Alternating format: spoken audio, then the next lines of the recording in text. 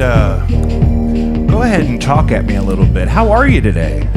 Doing well. We're just doing some pre-rolled sets Doing of levels well. here. You're doing setting levels. Yes. Yeah, you know, I just and I play, and then I got well, and that's how. So of course, but you have to remember that I never, and that's when they told me that you can't. And when I said, well, but what if I could? And from there, you know, things just really happened. Guys, welcome back to Jacob V Weekly. As always, we want to start by reminding you to check out Caddyshack of Hamel, Illinois, CATTYSHACKIL.org. Save a life or 9. My guest today is a very dear friend of mine, Matt F. Basler. I just wanted to jump right in because I don't want to waste anything at all. I have so many things I could and will talk to you about, and I'm just so grateful that you're here. Okay. So this is it. This is happening? Yeah, we're on. Wow. Yeah. We're hot and ready. That's good. That's great. Yeah. Because I probably was going to. Sometimes I feel like you have to say a bunch of foolish things, silly things. No. Don't. Why waste the breath? Yeah. How many breaths do we get in this life? Well, Eddie Murphy was in a movie where he talked about that, and I don't even know what the movie was called. It was his later Shrek? work, which was never as good. No, he was like in a white shirt, and it was live action, but he was talking to the camera about how long life is. I don't know. I really quit watching movies. Norbit. Maybe. Did you see that one?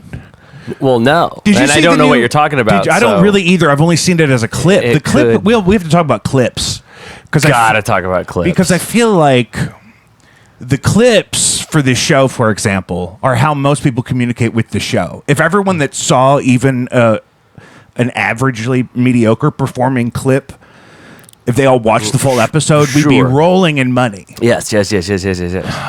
Somebody else would pick up all these Diet Cokes. I've been chipping away at this pile for days, trying to. You should have seen it yesterday. Oh. It's off camera, so we don't. I shouldn't have brought it up. There's like 3 cans on the floor. It's crazy. And is that helpful? Yeah, it is. Okay. Yeah, my mom will see that part. She watches at least the first 5 minutes, but then she says it puts her to sleep. She'll go, oh, 3's not that It makes bad. her sleepy. The show does. Something about me talking wears her out. Well, there's a comfort in the tones of your own flesh and blood. Maybe that I like to suppose. think of it that way. Yeah. I'd like to think of it that way. Then do it. Yeah, I certainly hope that's the case. You said you stopped watching movies? Yeah, I mean, I don't see a lot of movies, certainly not in the theater. Okay. And every now and then, my wife only watches scary movies, really. Yeah. If she wants to pick a movie, it's a scary movie. So sometimes we'll pay to watch a brand new scary movie. Love a scary. Yeah.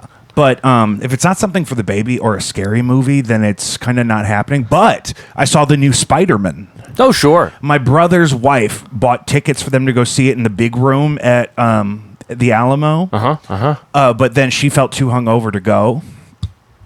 And so I got to go for free. Got to be fresh It was lovely. to see a Spider-Man. That's my thing. I mean, I think, you don't want to. I had to go to the bathroom quite a lot because they had somebody refilling my Diet Cokes. And it was Yeah. actually Diet Coke. Often in a movie theater, it's Diet Pepsi. That's correct. Which I'm out on Alamo. I don't do Alamo anymore. I was Alamo season pass. well, that's what my brother has. I was all in. and so that's why I went. But I hadn't been since Beetlejuice was out. I switched. I switched to what's the guy down there? He's like, "Hi, welcome to Marcus." Marcus Theaters, yeah. Steve Yes. Marcus. Yes. And now I'm with them. Alamo started doing the QR codes. I don't like it. I don't want to see a phone during a film. I do think that's weird. I thought it was quaint that you'd write on a thing. I think it's weird. Also, they're doomed because I just read that those employees are unionizing, which I'm for. Right. But I don't. It's never good because here's the thing: a lot of rich people would rather shut the whole thing down than make even a little less money. Correct. Which is, I guess, their prerogative. Sure. But it's stupid. but that's why I don't have it. That's why I don't have money because I try to live in justice. Okay. And liberty. Yeah. And I try to raise people up, and so I'm broke constantly. But anywho, Matt F. Basler is a dear treasure to my community here, but you're kind of from originally kind of far away, right? Jefferson County, Festus, 45 Okay, minutes. Festus isn't so bad. Isn't Noah from there, from Blanc Guru? Jefferson County. Yeah. Out that way? Yeah. And then at what point did you start living in the city full time? Only like 8 or 9 years ago. You know a friend of mine that I don't know that we've ever talked about, Caroline from Maplewood Records. Yes. Was the teacher I did my student teaching with when I was in college. And then, but when I was a kid, I had that Ryan Watts album that was on that label, I think. And because a girlfriend of mine's older sister had it. And Oh no, it's good. Okay, I got But it. I got it. It's just so weird. Caroline's. Okay, it doesn't matter. But it's Ryan just like Watts. before I ever met Caroline, I Yes. loved that CD. And then I realized when I was hanging out with her and doing that work with her that that's who she was. And then Gotcha. I remember telling her about something I was going to be seeing you at, and then she explained she knew you guys from, I guess, the Talk days. Oh yeah. And there's just so much there to unpack. So if we were to just kind of start somewhere, when did you start like playing original music in St. Louis even? A long time ago. Yeah. So you're familiar with Jimmy Tebow of the Schwag? Yeah, he's on TikTok now. Oh, good. Yeah. Good. Finally. Yeah, you know what? People were waiting. Well, he. Good camera work too. I don't know who's doing it for him. He's got like a young friend or something that's making it look nice. It's mad saying, decent. You gotta get on this thing. You gotta be on the Talk. My Face Win, the Grateful Dead, or something. Yeah. So he's given my brother guitar lessons, my older brother. Brian, friend of the show. Older brother Brian. His son played drums. Me and my mother go to pick Brian up. I'm 10 years old. We get there. Jimmy is, I've got a scheme. I've got a plan. What if Brian played guitar and my son played drums and Matt played bass? And You didn't play yet, though. I did not play. I had no I love interest. it. How old were you then? 10. Oh, wow. 9 or 10. That's a great instrument to start at 10. It's easy. Continue. And it remains easy forever. It's always been easy. Yeah, but it's bass guitar. It's a little brother instrument. Yeah, it's for a 10-year-old in the most positive way. Sure. Okay.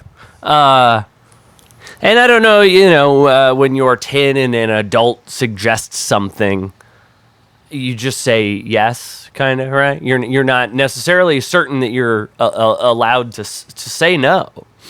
So they say, Matt, do you want to play bass? Well, I don't know what a bass guitar is. And I go, yeah, of course. And they're like, are you sure? And I go, yeah. Yeah, that's hard because they are looking at it from it's a financial investment, and we don't want you to have a $300 pile of broken dreams in the corner or whatever. I remember that too because my grandfather thought my hands would be too big and weird to play guitar, so he wanted me to start bass. So he traded one of his cool guitars for a whole starter bass rig. I think that bass is in my car right now. Actually, it's usually down here, and because of a similar thing, it was just like we got to start him on something easier. Yeah. 6 strings. He's not a genius. Well, I guess in my case, my brother just needed a bass player. But I did it, and, I don't know. I guess when you do something that young, you just have to keep doing it. When did you start liking it? I don't know. I guess I liked it. I guess I like it. I like it. I like playing music. No. I know you do now. Yeah. Yeah. But, okay, so this is what I mean. When was the first time you were like, hey, this is actually really cool? Do you have a singular memory? No. And we started playing shows right away. I remember. And was this instead of like sports and stuff? I'm just trying to think about how it fit into your life at that age. I guess so. Yeah. I never did sports. Right. Okay. So it was I don't know. And look. How much older is Brian? 3 years. Okay, that's so perfect. yeah, he was like 12, 13. Yeah. But I don't know when it happened. But I feel, and you tell me, I feel like growing up, being a teenager and stuff, there was the freaky little freaks, and Yeah. there were jocks. Yeah. And never the two shall converge. Yeah, they do that now. The kids are doing that now. They mix it all up. I remember. It's because all the kids from the Breakfast Club had children with each other. Okay. And then, you know what I mean? It's detention's fault. It's the schools. Yeah. It's the indoctrination of the schools. I think that principal just finally died recently. And as I remember, Brandon Wan, I'll just call him out right here. I remember him talking. We were practicing for this City of Takers or something, and he's like, "Well, the cards game," and I'm like, "Excuse me, the cards game? We're freaking rock and roll. We don't do that stuff." And then I found out everybody likes sports now, but I didn't. It's not a memo I ever got. I had X-Men cards. Yeah. I did X-Men's. I didn't do sports. I did guitars. That reminds me, I had to open a local show one time at the Firebird, but it ended up being Game 7 of the World Series. Oh, yeah. But Mike didn't want to cancel, and I don't blame him. No, I remember. But I don't even think most of the band's girlfriends showed up. Sure. I remember the first couple It was shows. Game 7, Matt. I don't know what that means. That's what I'm saying. People we'd be booking a show, and someone would say something like that. Like, well, man, that's going to be blah, blah, blah. And they'd be like, what are you talking about? And they were right. Yeah, what? My brother in Christ. Anyway, we started playing shows really early. Jimmy showed me how to play like Hey Joe or something. Purple Haze, one of those. And then I went downstairs and we played it. And I remember one of the very first things of Jimmy going like, "Okay, now Brian, you do a solo," and I stopped playing because you thought you were supposed to. It's a solo. It's called a solo. It's misnamed. It shouldn't be called. But it's such a good learning opportunity. What did they say when that happened? Do you remember? Keep playing. They said, "Oh, you keep playing. Keep playing." Yeah, he's going to do a solo, but he needs bass under. Yeah. And I thought, well, then don't call it. Don't. Yeah, call it it's like it's called something else. A lead is probably better. Yeah. Yeah. You are at the time the lead instrument. Yeah. A person at the front of a parade is not solo. It's not a soloist. It's the bandolier, or what do they call it? Band of brothers. They call it champion of the master of ceremonies. Congress. I like that. I think I've heard that. And that's what it should be. Someone The should be parade like, meister. He's going to take a master of ceremonies. Yeah. Right now. So that's what I would say. I'd say, "All right, on the master of ceremonies, Brian Basler." Yeah. And then we started playing right away. I mean, not under our own devices. Jimmy would just get us shows we'd play with the swag and stuff. What was that band called? That was called Talk. It was always called that. It was. Yeah. That's how it started. Mm-hmm. And so when did you guys creatively kind of start to develop your own vision for it outside of that initial... I mean, I would... I think what you did was a great learning experience. Yeah. I think that's a huge problem if people practice an instrument for years and they don't regularly try to apply that to something they do with other people. It's really weird to me. It felt like proto School of Rock. Yeah. Type. And that's the experience I had. We've talked about this on the show, but just to summarize it for you, that my stepdad and his whole family all play music, like in his basement, which is not much bigger than this, and they smoke down there, and they throw darts, and they drink beer, and that's how they've entertained for decades. Yes. And so when he started dating my mom when I was like 13, I was just starting to play guitar, so I immediately got to try that in a having to listen to other people and let people solo or master of ceremonies. That I didn't start playing guitar until much later. Yeah. And now... Do you still have that 2013 Hardtail Jazzmaster? Yeah. I love those. Thank you. But now everybody I play Not a with sponsor. is too good to not let me, but to sort of like ask them to be like, let me play bad solo. Let me jam. Yeah. You know. Well, there's a discipline in the kind of music I think that you and me both like that is kind of... We don't want to be like the Noodle King on the throne. I do not want to be the Noodle King. We don't want to be the Noodle King on the throne. And there is great... You know, I started on bass as well, like I mentioned, and there's something that you learn to appreciate over long periods of time about being in that kind of support role and really helping carry the whole thing, especially when you have a nice sound system operating and whatever. It's like there's plenty here. I don't need to be the noodle king. I'm still bass brained as a guitar player. There's things I do, like I had to learn that it's okay to stop playing. Like if especially in a rock context, more contemporary rock context, the bass is like the one constant. And when the bass does stop, it's such a dramatic change. Of what's happening. It's got to be on purpose. Guitars can do like a little lick and then stop playing, and that was very foreign to me. And I hope I'm learning. I think I'm learning. You can't stop learning. Yeah, and I keep thinking too, like, that, I play all these different instruments that I could, make all of my own tracks from scratch, but then perform with them or whatever. But there's just something about having like actual people with all of those instruments that I think we both prefer, because I think we both have that capacity. But it seems so much more fun to have a group of people creating it live in the space with us. I think there is, with every show, with every live everything, right? It's an element of danger that is always there. It's real people doing real things with real stuff, and I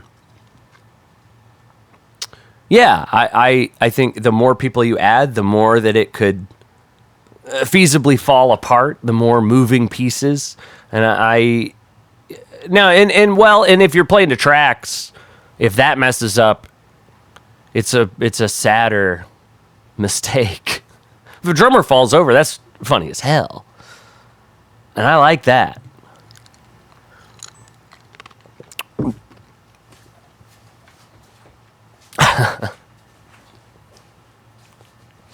And we're back. Sorry, I just had to make sure that camera was set right. That's great. Everything's fine. And we're back. Matt, yes. So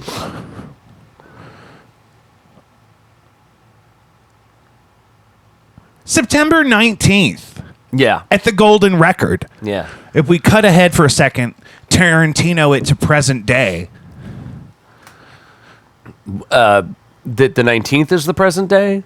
No, we're talking about what's coming up and what's happening shortly here on the horizon. What we're here to... Oh, we were talking about the past. We were talking... We give them a little origin, and then I want to flash to... Okay. Now, you close the medicine cabinet, and your hair is grayer than it was. Yes. And I just want to make sure that we punch this before we... you know what I'm saying? I do. I think everybody does. September 19th at the Golden Record. That used to be 2720. I guess it still is. That's the address. It is still the address. It is no longer the title. I haven't been in there yet. Ever? Or no, I mean since it's been Golden Record. I was supposed to go the other day, but I thought it was Saturday, but it was Friday. So I was laying in bed on Friday. I was like, oh, I just missed it. Was the No Antics played there with... You were there. And so I can confirm, if anybody is listening and thinking that Lion Sack, I bet he was there. I can confirm you were not. I was not there. I never claimed to be there. I meant to go, and I texted Dee Dee at like midnight on Friday. I was like, I thought tonight was tomorrow night. Damn. Now that's Tarantino. Yeah. But that's not what happened. I mean, it just, if I could turn back time. So, is the soundboard like in the same place it was? I don't know. You don't know? I don't know where it was. It used to be right out kind of in the middle of the room. It's not there. Yeah, it's in the back. That's good. It's in the back way up high. Oh, it's up high. Yeah, if I've never gone up there, but I bet it'd be fun. You don't just see that anymore. No. I bet if you went up there, you'd kind of go, whoa. I know. I don't like being off the ground. You know what I mean? Like I worked at Guitar Center for a little bit, and they hang stuff real high up on the wall, and you're supposed to be the one going up there to get it, and I really don't like being off the ground. I think it's an interesting thing how quickly ascending, how soon you go, oh, I'd get really hurt if I fell from here. Yeah, it goes from this is totally fine to oh, right. Yeah, real quick, and it's so quick. Yeah, and then when you're scared and you're like coming down, you ever like you're up on a roof and there's no. You gotta like hang. You gotta do some weird thing. Yeah. And by the time you like drop yourself down, you kind of are going, "Why was I ever scared? That wasn't even anything." Yeah. But it's different when. Yeah. But the space of the danger zone is small, or the line, the margin for error, the threshold to danger. quick gradient. It's a or something. It's too late all of the sudden. But the golden record is wonderful, and I'll tell you why. And Tell me why. And I don't go around,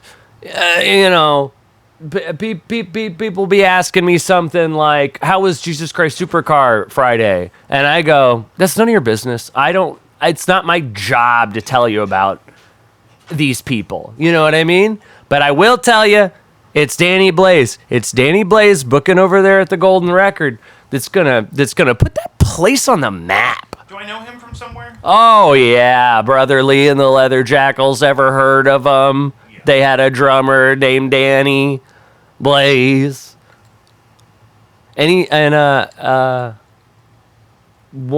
would not have approached anybody else at the Golden Record about such a stupid idea of mine. Yeah, so one thing, I was at both of your Smooth shows. Oh, cool. So, I knew you were at the more recent one, 20. Yeah, I was at both of them. I showed up a little bit late and left a little bit early at the so first you missed. one. But the second one, I was standing right behind the guy eating the eggs. Yeah. He was trying to eat a hard-boiled egg for every rendition of Smooth, and I think he puked at 8. I believe so. That's what I remember. And I kind of started to snake my way to the back after that. He said to me, "Can I do that?" And I said, "Well, I don't." Was that sure? You can do whatever you want. It's not really. I'm doing this. If you I'm going to do this. If you want to eat eggs, if you want to eat eggs, brother, my brother in Christ. Here's my thing. I really love that. Eating eggs? No, those shows. Oh, thank you. I found them to be a very joyous. It was joy, is what it was. And I think it did sort of bring me to here, and I hope that we're teasing. I hope we're teasing. That's what the thing. Part of what I loved so much about Smooth that I didn't necessarily plan or predict was that the audience was just as much a part of the joke, of the whole thing. People were like requesting Smooth between Smooths, right? Which I thought was very funny. And I liked the idea of like communal shenanigans. It was like it definitely had humor, but it was also enjoyable in a genuine, non-ironic way. Yeah. I think one, because it's one of those songs that's like that it was just like, even when it came out, it kind of swept the Grammys, that album did. Yes, it did. And then, but it was kind of love-hate thing, like culturally. I never minded it. I was just kind of getting into music as a young kid when that album was out. And so I loved the idea that, that's a person playing guitar and I can tell who it is, even though he's not singing the songs. Yeah, I think it's because there's songs that I think are too funny. So in case I didn't say, or we didn't say, I just did a show where I got a band together and we played. It's kind of Carlos a similar Santana band to pieces of it to the band you're working with now. That's when I started playing with Jen, I guess. Yeah. She played piano at a that. talk show, but that was when she was in the band, and Dylan was there. And I went to college with Dylan. Yeah, and I saw Dylan at it must have been a couple of different Jack White shows when we were young people. Sounds like him. He used to look a lot more like Anthony Kiedis. Okay. He never had a beard. His hair was real long and straight. Well, I'd never tell him, but I think he's just the best guy. He's a handsome kid. He's a sweetman. Yeah. He's real easy to get along with. Yeah. He's the best guy. And please don't. I would never. Yeah, we can't. Tell him. Yeah, he's not going to watch this far into the episode because he's not in it. Right. Yeah, that's how he is. Was it? It doesn't matter. Smooth. We played Smooth 20 times. The Carlos Santana, Rob Thomas song. Yeah. And it was fun. It was funny. It was a good band. I really like the guy in the tracksuit playing the fish. Sawicki, Matthew Sawicki. Ox Perk. Yeah, that was really great. That's my best friend. Who was playing drums at that show? The first one. Jerry Hill played at the first one. Yeah, that was great. That's funny. How many times did you do the first time? 10. And then Which I thought that was crazy. I thought that was a lot. like- but then how many did we do the second time? 20. We did 20 times. Yeah. And how did you? I just can't remember. I'm sure I've asked you this, but how did you decide to do the second one? Was there? Well, I think it did happen to be the 20th anniversary. So you did it the first time because you just had the idea. Yeah. And then in fact, coincidentally, like 18 months later, the actual 20th anniversary was happening. I said to Dylan, hey, wouldn't it be funny if somebody played Smooth 10 times in a row? And that's what you need. You need friends in your life that say, yes, that would be funny, and let's do it.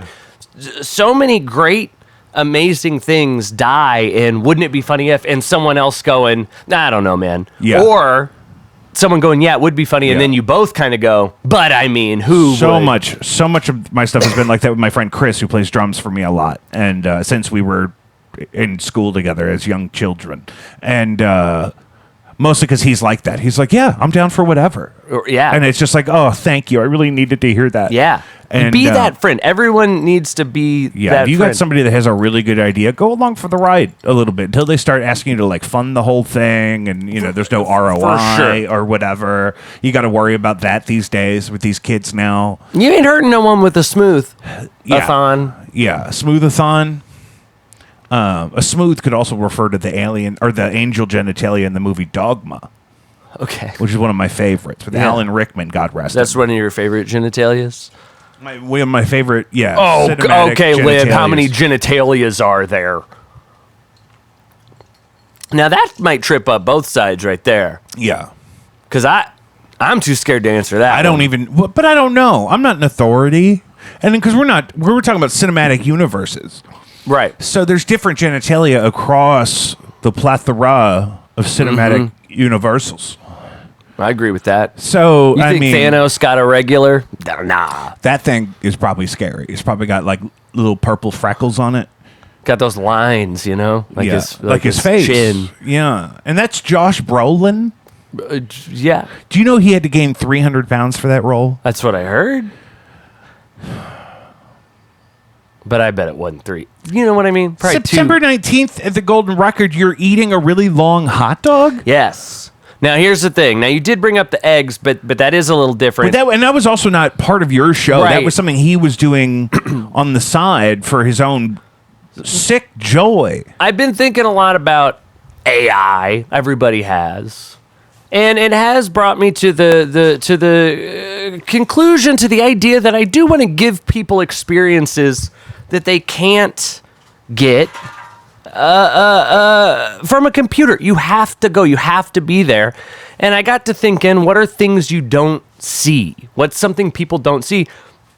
And I don't think people really ever see anyone eat on stage. And specifically during a musical performance. I mean, and be honest with yourself and be honest with me. When is the last time you saw someone eat during a show, a concert, where they were singing? It doesn't happen enough. Maybe for good reason. And and that's true. And I think that that's also something we have to be more accepting of and ready to experience is failure. I was talking about one of the great things about bands is that it can go wrong, and it can go wrong in spectacular and wonderful ways. Yeah. And this is something that if you look, no one's going to see a tightrope walker without in the back of their head going, Yeah. I want to see this guy fall. Yeah. I want to see this guy fall. How long is the hot dog? I'm going to be really, I want to be honest too. I want to be very honest with everybody. I don't want, I'm not out here like old P.T. Barnum, I I don't don't, know who that is. Barnum and Bailey circus guy? Please, of course, continue. I don't know how long the hot dog's going to be.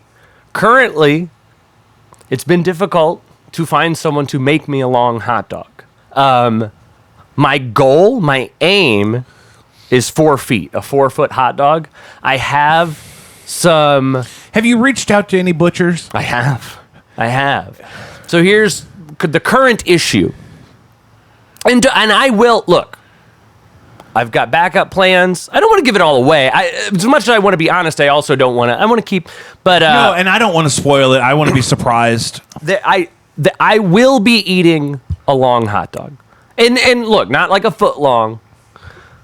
That's you know what I mean? Like I would call a foot long not a long hot dog. But how we get to the cumulative length that we're envisioning is kind of that's part of the surprise or part of the that's what I have to figure out. The operations that's still happening. The butchers right now, and I won't name them because we haven't secured the dog. We haven't secured it, and I'm not trying to shame any butchers for not being proficient in length. But they seem to have it's automated machines that twist it at a certain. I've heard this. Jack White asked Digitech to make him a version of the whammy that was just the octaves, so he couldn't accidentally set it to like the 4th, 5th, or the 3rd, 7th, or the weird shit that's in there. And they said, yeah, it's kind of all built into one thing. He was asking a butcher about this? No, well, that would be part of the problem. But it's a similar thing that they're like, listen, theoretically, yes, we should be able to do that, but everything is kind of set up to do it one way.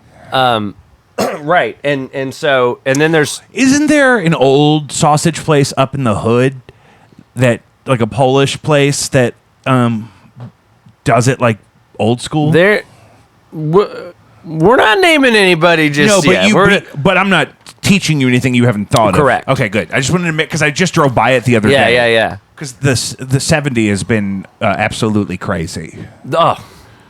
Don't get me started. I mean, it's like Mad Max with a bunch of Nissans. It's insane. Now, that's interesting because Mad Max, famously, gasoline is very rare.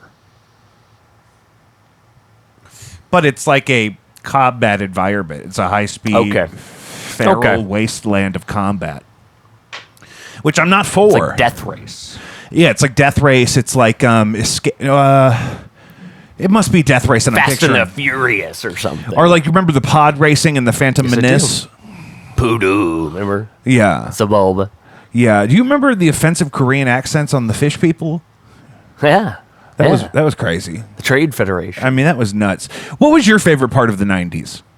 The 90s? My favorite part? Just as your lived Ask me a part I like so I don't have to rank it. Okay, you're right. That's too much pressure because I wouldn't say this is my favorite. But for example, going to Toys R Us and then immediately going to Steak and Shake and getting a platter of chili cheese fries with my grandparents and getting a real fork and having a waitress. I didn't know it was peak then.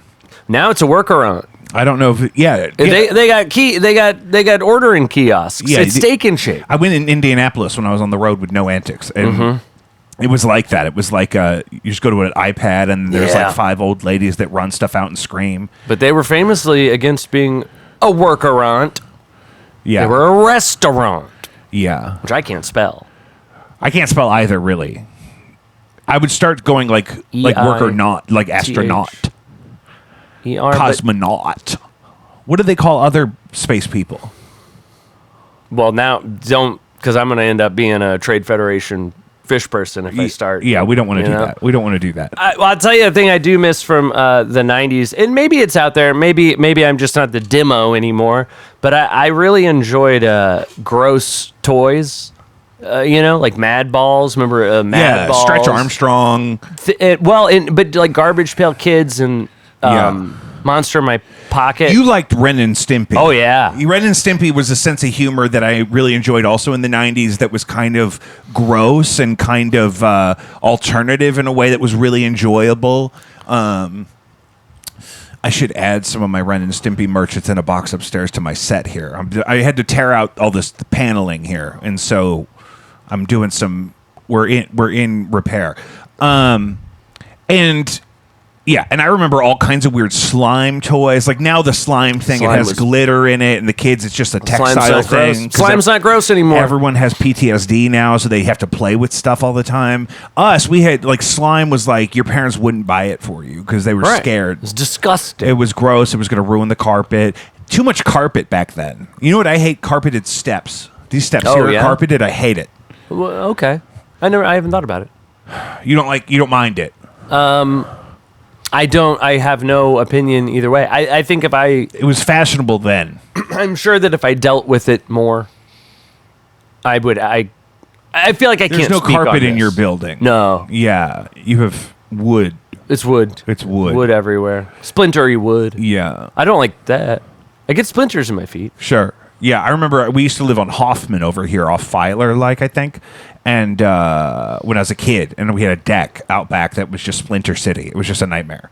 And I had chicken pox in that house. I have no positive memories of living there. I remember splinters and chicken pox. Splinter, Radical Rat. Remember Ninja Turtles toys? Yeah. The Ooze. The Revenge of the Ooze had some gross toys.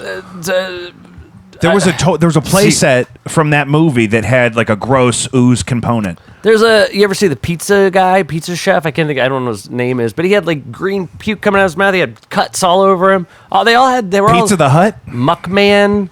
Oh, he was yeah. a Ninja Muckman. Turtles toy. Well, and then when we got Pokemon, this would have been, you weren't quite the demo anymore, but then. now, But I we did had watch Muck Pokemon. and Grimer were just blobs with faces. It was great. I watched Pokemon. I'm a cartoon fan. And Yeah. I watched lots of cartoons that I think I would have been made fun of for. Any favorite like forgotten cartoons people forgot about? I don't think people talk about Rocco's Modern Life enough. Oh, I mean, sure. Well, we didn't have cable. I got cable very late in life when I. Do you remember the Spider-Man X-Men cartoon crossover? Mm-hmm. That was the shit. I enjoyed Spider-Man. I enjoyed the X-Men. The X-Men cartoon was really good. I really liked. So we would at my aunt's house. She had MTV, and like Liquid Television. You know. Yeah. They have like Ian Flux and Beavis and Butthead started on there. Yeah, I had the Beavis and Butthead game for Sega Genesis. Yeah. Then they were gross. Yeah. Oh, Those that guys show are was gross. gross. We got to get gross again. So I'm gonna eat a hot dog and I might puke. It's something that's weird and corporate and like over medicated about people's humor now. That's like there's not it's missing kind of some of that grossness. I'll tell you, Kind of an asexual grossness. it's a sin of back then. Yeah, like I mean, it wasn't like necessarily vulgar. No, It could be gross without being vulgar. I think. it was like, well, I was gonna say it was like funny gross, but it's like funny gross like you're not making fun of someone. Right. Also, like that. Like It's like not everybody- It was it's like not every- cruel. Yeah, that's what I would say because Yeah. everybody's gross, right? Like everybody's, and it's a funny thing. Yeah. I mean, grossness is absolutely funny. It doesn't have to be overly gross to be like hilariously gross. We're just trying to elaborate on the value. Some people may be familiar. I make videos often involving my nipples yeah. being different sizes. I didn't want to be the one to bring that up. Well, I've had people say to me, "Why are his nipples like that?" Sure. And I don't think I'm not trying to say I think it's not gross, but I am surprised by some people's visceral reactions. Well, part of that is how impulsive people are on the internet. Certainly. So their immediate thought they can type out or scream at their phone and hit send before, like, I mean, it's different. If that was on TV, it'd be different. They're not going to write a letter about that, maybe. The nipple videos have taught me to be a lot more, okay, so everybody says, like, don't worry about the comments, don't worry about the haters, but it's very difficult, right? Like, you put a song out and someone says, this sucks, like, that really sticks in your brain. And and now I'm fortunate enough to get quite a few comments, very rarely on my songs, but I have a pretty large base of like to extrapolate information from. So I've really learned that these people that are very negative. Now, I'm not saying everyone thinks my giant nipple videos are gross as being a like negative troll type of person. It's fine to think that's gross. But when they say really mean stuff, it seems completely unnecessary because of the nature of that sense of humor is not overly negative. A thing that has happened to with those videos that I did not expect at all is the amount of people that seem to think it is real, that it's truly my People body. are not good out there, Matt. People are know. not good with their, especially people younger than us are not. It's shocking. It's- People will ask. They're not okay. I just got a message that was People like, are "Hey man, suffering. are those real?" And I'm like, "Scroll Yeah. one more video." Yeah. But And you'll see they are significantly different. so these people were making really mean comments about something that isn't really me, right? But they think it's real, but it doesn't affect me in a personal way because that's not even me. And then, like, I have videos where, like, maybe a nipple falls off or something at 3 seconds. And the comment would be like, your nipples are big and gross, right? And so I know they did not watch. They didn't even watch the third 3 second. seconds of this before Yeah. they commented. So, like, it really did help me go, oh, it's true in a way that I didn't even consider before. They start They're not typing saying before they even really process the whole content. they don't even think your song sucks. They didn't even listen to it long enough. Yeah. They just They- said it Yeah. and went on to be mean to the next thing. Yeah. While they're on the toilet. Right. And like, It's a lot of nobody's toilet. real on the toilet. That's why I schedule my clips when they post throughout the day, because I'm thinking I got to maximize toilet exposure. Maximize toilet time. I gotta make sure MTT. that my target audience is has something new from me next time they're on the toilet. That's in your like it's in my charter. your social media guru videos where you're like Yeah, I'm like, guys, listen, you're not. We call it toilet time. MTT. Yeah. Maximize toilet time. Toilet time, and because it's just part of my grind set. You know what I mean? Got to get on that grind. Wake up. 4 a.m. 4 a.m. and then I'm living 24 hours before you're even awake because I treat my day like 3 days. Your day's 3 days. So from 4 a.m. to noon is one day, and then from Correct. like noon to like 4. That's 24 hours. Right. You've Right. done 24 hours right there. Worth of grinding. And how many toilet times is that? Well, and that's the thing too, because it's like rush hour. Like rush hour is not 1 hour; it's a phased bell curve of activity. Rush hour's got to be 90 minutes. It's at least 90 minutes. And rush hour 2 is probably longer. Rush hour 2 was longer, but 3 was real short. Well, that's how they- 3 was like Jungle Book 2 short. It was They were like lucky to get the 85 boys minutes. Like back together. I mean, yeah. Is it even a feature? Yeah, but apparently they're doing 4. Mm-hmm. Which Because Trump wants it. I told my grandfather they were going to make 3 after we saw 2, because we watched Rush Hour and Rush Hour 2 a lot with my grandfather, who spent a lot of time with us. And I told him for years, I heard they're making 3. I heard it's actually happening, Yeah. and he didn't believe me. And then it came out. And it sucked, but we went to see it in theaters. It was fun Right. to do together. But now 4, I'm gonna have to bring his ashes to the Marcus Theater. Because he did Melania. So now he gets to do Rush Hour 4. That's the same director. I believe so. But did he direct any of the other Rush Hours? I don't know. I don't think so. he did. I don't Look, think he did. I might be making stuff up. I'm not gonna pull out my phone. Yeah, this is all how about- It's all I'm about us locked right in. now. Yeah, This is how it used to be in the 90s. You That's what I'm just say saying. stuff. Well, and me and Clay were just talking. My brother, who I think you've met, just talked about this yesterday. That if we're having a conversation, we're not going to end anything on "I don't know." For sure. We're going to elaborate. We're going to speculate. We're going to overpromise. And then we're going to move on with a knowledge that may not even be real, but it's Right. all we have right now. No, I enjoy access to information. Oh, I love learning, researching. I had such high hopes for the internet. I mistakenly believed that because we have access to all the information, the truth will just rise to the top.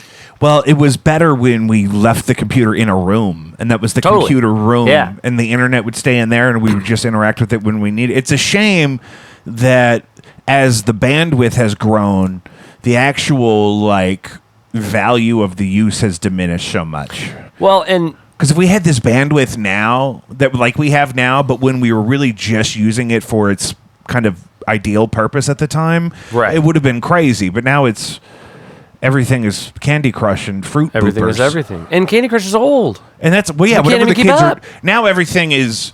But I know what you're saying, and that's kind of 6'7", and I love the devil. everything is 6'7", and I love the devil. Is that your Tucker, Carl's? That's He's- the goal now. Yes. That's the rule. And I do. I think that's a weird thing, right? Where because people try to create nostalgic like situations. And I don't think you can. I think it's just over.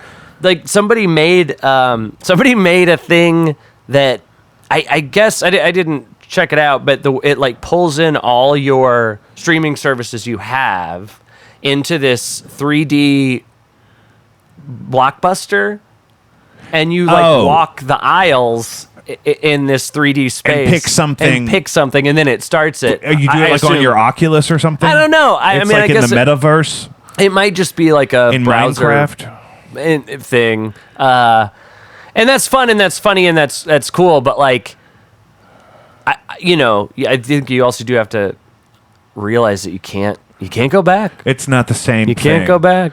People are going to church in Minecraft now for sure. Or Roblox. There's Roblox Church. Dang, don't go to Roblox Church. I don't recommend going to Roblox Church. That's like doubling down on high risk acquaintances. Is the polite way to say that. We took what you feared about church and put it in the newest, most high-tech platform for predators. Yeah. Which I'm not for. No, I will come out. Look, I'm a wishy-washy fence sitter through and through. I'm coming out against that. So what kind of material are we talking about for September 19th? Because we talked about the Smooth Show, but that's not really the bulk of what you spend your time playing. I'm a big fan of... Okay, I've always loved your cover of Bang Bang. Oh, Bang Bang. Is it Bang Bang? It is Bang Bang. Not the Nancy Sinatra. It's the... what's her name? Jessie J. Jessie J, who I love. Yeah. I don't necessarily like to listen to English people talk, but I love a lot of their music. Okay. Just we fought that battle already. Yeah, we'd all be speaking with British accents if it wasn't for Nancy Sinatra. Nancy Sinatra. That's good. That happened to me one time. I had a kid turn in a student turn in a project that was horribly misunderstood in kind of that way. They thought JFK took over for Abraham Lincoln, like directly. Oh, wow. 2 in a row? It was a problem. It was a problem. No. I guess it's kind of sweet that they thought it must have been a very small, evil moment in history, and it's never happened since or something. I didn't have the heart to tell her about anything really. Right. I had let it go on for too long. That's a bad thing for a teacher. It was Did I really have the heart hard to tell them about anything? I didn't have the heart to tell her how wrong she got whatever she was piecing together. Right. Who knows. But like I was saying, so I do love your cover of Bang Bang. You've been playing it for a long time. And you know what's... We actually haven't. Well, I mean, I know what you're saying. Yes, we have been playing it, and we stopped playing it, and then I decided, well, I should record it. Yeah. And then we did. Yeah. So you don't play it a lot. Well, we haven't been. But I think now that it's a long time ago for the at the Heavy Anchor maybe was sure. Yeah. Early times. We used to play it a bunch. But I think we'll play it again. Yeah. You know what happened is because we put out the synth album of country covers about beating people up. Yeah. Read Me My Rights was big. Red, White, and Blue. Which you fairly recently talked about on this very podcast. What did I talk about? Courtesy of Red, White, and Blue. With Tim McAvin, maybe, about how country music changed after 9/11. With Kits Row. Oh, Kits Row. Yeah. But yes. Yeah. That was him. That's right. They're great. I'm working on a new video for them. Yeah. Us, I guess. Yeah. And right. it's But I know how that is. I know how. Well, because it started as kind of a whole thing with right. just him, but now we have new stuff we're doing all together, and it's a lot of fun. And they're really sweet guys, really easy to get along with. I think that's a good. Who am I? What am I giving advice to people? No. But we've done this a lot in a lot of different forms. But I think truly, it is a good musician. It is a good perspective to have to keep it. That like you're assisting. Yeah, them. I'm supporting. You know what it. I mean? Like, and that was how it always was in No Antics, because I haven't been with No Antics since we had the baby, just because the nature of we were talking about tour dates, and I was also planning on daycare scheduling and whatnot, and so it was like, okay, I really got to pick one at least for right now. And but all of that stuff I invested was really to support their startup as a thing, and I didn't really write any of the songs. I just added parts and would advise on things, and I really, really loved it. But it's kind of her realized kind of thing, and her and Dee Dee and Nick especially, they have a new bass player who's great, but there's sort of a chemistry there that's inherent that I can add to or I can pull back from, and it still exists. There's a chemistry to things, and there's like a tier system. You got to know, like, look, I am a facilitator of ideas in middle class fashion. I could leave that band and everything would be awesome. You know what I mean? Still be great. And I think that it's a good thing to learn about, like, yourself and your position in a band, and it's not a bad thing to be that person. Oh no, not at all. And a lot of people are that person, but make themselves more, and then everything's getting done by committee in a way that can dilute the actual vision. You got to know what battles to pick, and know like when to be encouraging and supportive and when to be critical, but not to spend too much time on being overly critical, especially not that it gets in the way. Because you say that that's a good idea. Let's do it. Yeah, you say we should do that, or you know what? I like this part, but can we try it like this? And just trying to be again, it's about being supportive. Yeah. And like Blinded by Stereo, we couldn't do a Blinded by Stereo show without Matt. Because he writes all the songs, he sings them, he's in charge of the vision of the aesthetic of the whole thing. But they've done shows without me, like when we first had the baby and whatnot. And people notice I'm not there, but the show's not about me, right? And so I don't have to I could just kind of play my part, and I don't have to get overly down the. I don't lose any sleep over it. Yeah, because it's not my job. I wish I had more of that mentality at 20 or whatever. Yeah. You know? Oh, sure. Yeah, you don't do that when you're younger because you play way less, even though you should. Or at least I did. I played way less. No, I know what you mean. Yeah. But I thought about it way more, and it was way more frustrating and scary and challenging. Singular shows are not important. They're the most important thing in the world, but they're also not important. Yeah. Like you have to make that show good, and you have to work so hard on that show. But if your bass player can't make it, that's okay. Get someone to fill in. It's fine. Yeah, and just turn them down a little bit when they're not feeling confident. A volume pedal is really good for that. Sweep in and out when you know what's up. Bass is easy. You're going to be okay. Don't even need it.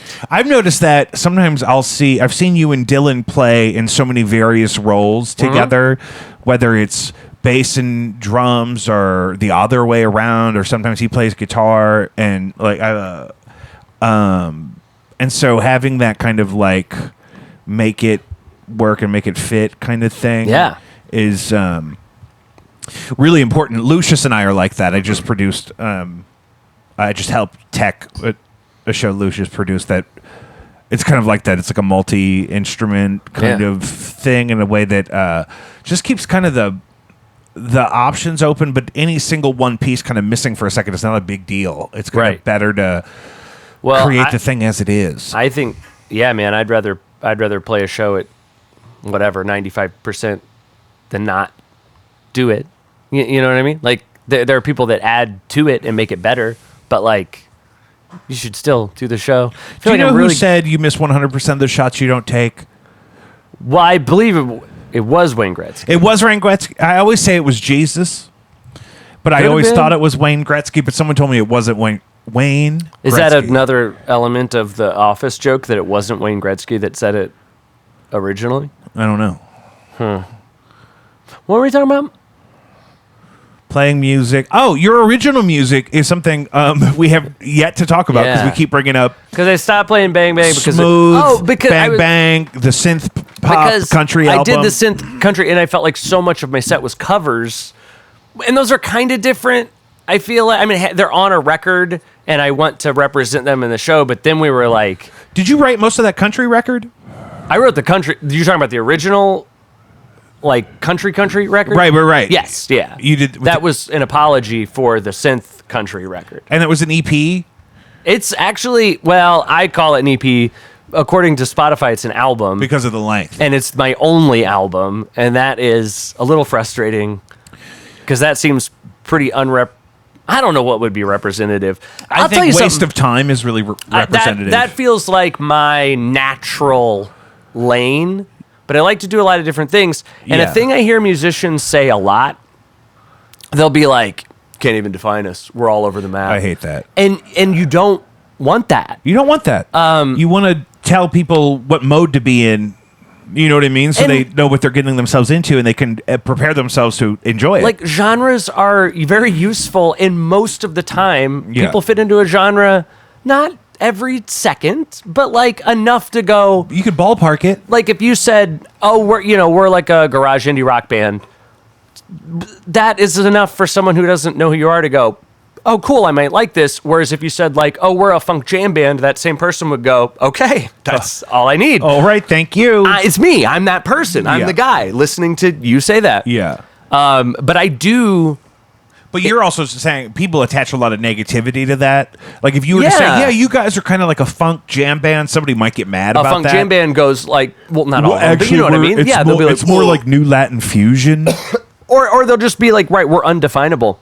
And now I have this synth record. I have a country record. I've got sort of like my power pop stuff. I have a FLDR. I actually don't know the acronym. It's the name of the song. Song where, do you cuss on this? You a cusser? Oh yeah, that's not a problem. Fuck life, ride fast, die last. Because did that really happen? Somebody stole Yeah. your van. Yes. And then when you found it, or they returned it, We found it. and then they Had written that on the dashboard. dashboard. Yeah. Carved it. It's like a paint pen. Oh, like which a is permanent a marker. very interesting Yeah. blue paint pen. They were sniffing it. So now I do have all these things, and I release them. And that's like a more contemporary, like kind of punk forward kind It's of pretty- thing. yeah. It's pretty punky. I think there are people that might like Waste of Time that think Fuck Life is Too too much. aggressive. Yeah. I like doing that. I want to be that, but it's hard. It sucks. Like because you put them on streaming platforms, you have to say what type of song it is, and so now I think it has like hurt me in the algorithms because I have these things It's that spread are out so all under one disparate. artist name. Yeah. When like back in the MySpace days, like the artist page would have like you would just set the whole thing to alternative or whatever, and Yeah. so everything else would kind of be in there. Be he did this kind of thing or that kind of thing, but in general, he's this kind of dude. The quicker you can like get an audience, a potential person to like you, like in the lane of what you do, Yeah. the better. And I do enjoy that it is a little difficult to like say what it is I do. I think what my goal is that I might not get a lot of fans, but if people get through that barrier, they're like in. Yeah, I think they appreciate the kind of eclectic nature of it. And if we're talking about like big names that have been like that, like Neil Young has done some Sure. really weird stuff that totally doesn't sound like Neil Young, but you Right. know who Neil Young is and what Neil Yeah. Young is supposed to sound like.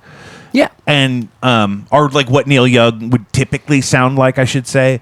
And there's other artists and bands like that, and that yeah, I think But, it's you know- the nature of the contemporary like medium is it's difficult Like- because it wants you to be all one thing. Well, and I'll have like country bands from out of town that go to my Spotify and play my only album, and you play it for 5 seconds. Like all you're looking for is this a real person? Is this a real band? And then they message me and they're like, "Hey man, want to play with us? Blah blah blah."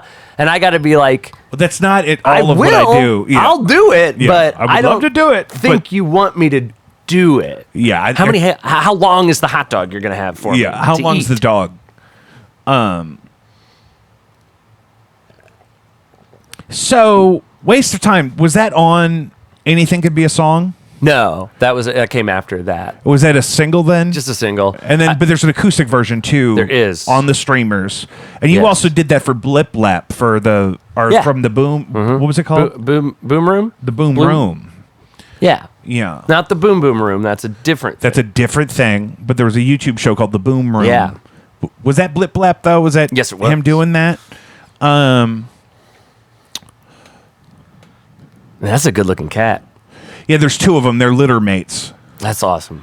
I am allergic. I can't touch them. No, I hope they don't get on you. No, that's fine. I This is- wish I yeah, could. This I is would their love to. domain. I used to Love have 3 pet. dogs, and so they've learned to kind of enjoy their time down here. Cool. Yeah, there are 2 of them though, but they're pretty identical. So yeah, because that's my thing is that I've known you long enough that I've kind of seen those different things pop up. So it's never been difficult for me to figure out like what your thing is or what have you. But again, branching out like that is kind of a problem. Now, when you travel with the band,